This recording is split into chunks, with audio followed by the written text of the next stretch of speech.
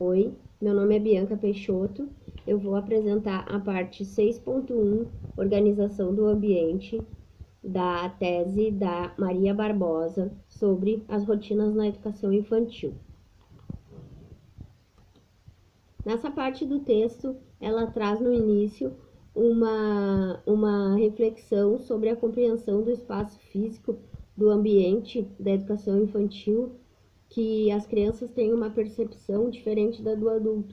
A criança percebe esse espaço da educação infantil como espaços de alegria, de medo, de proteção, de descoberta, por exemplo, ou de liberdade. E o adulto consegue conceber somente na cabeça dele esses espaços de maneira isolada.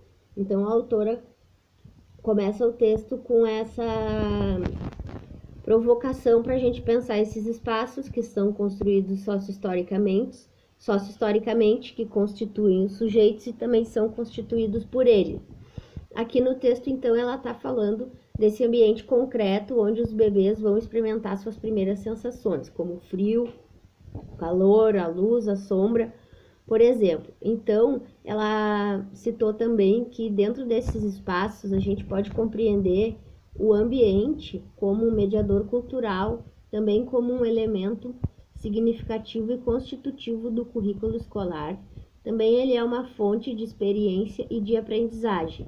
É um espaço de socialização e de relação entre o sujeito e o espaço. Durante a pesquisa dela, ela conseguiu identificar algumas características dos ambientes da educação infantil. Por exemplo, esses espaços têm muitas cores, móveis e utensílios reduzidos, organização das salas em cantinhos temáticos, acesso e quantidade de brinquedos suficientes. Ela traz isso como um ponto bem importante, que cada criança consiga brincar com os seus brinquedos e possa interagir com as outras crianças. Ela também fala que o espaço atua como um outro educador, então, nessa perspectiva.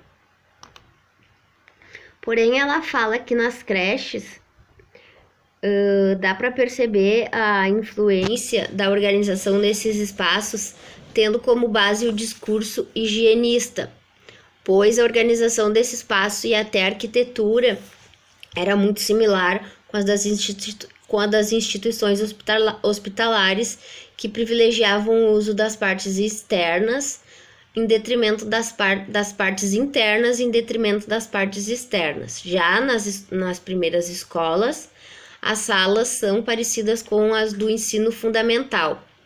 Então, aqui a autora aponta uma reflexão importante sobre a arquitetura da educação infantil, que é muito semelhante à das creches e à dos hospitais, e ela faz uma reflexão disso para a gente pensar essa questão como um elemento do currículo oculto.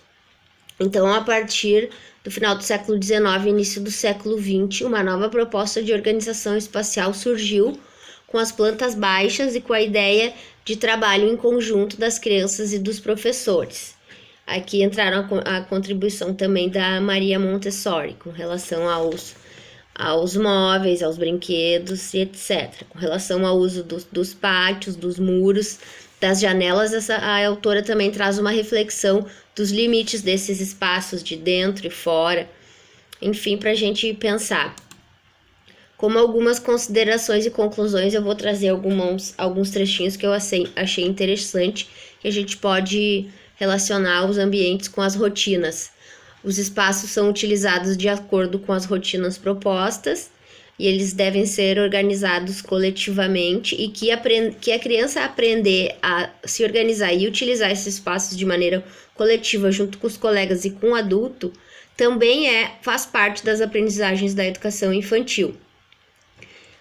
Os espaços podem virar diferentes ambientes, e a cada novo espaço a gente pode atuar de forma criativa, de forma diferente, tendo a possibilidade de movimentações diferentes e a possibilidade de ampliação das experiências e da exploração de materiais, com o objetivo de estimular a imaginação, a diversão, a autonomia das crianças infantis que estão matriculadas no ensino infantil. Muito obrigado.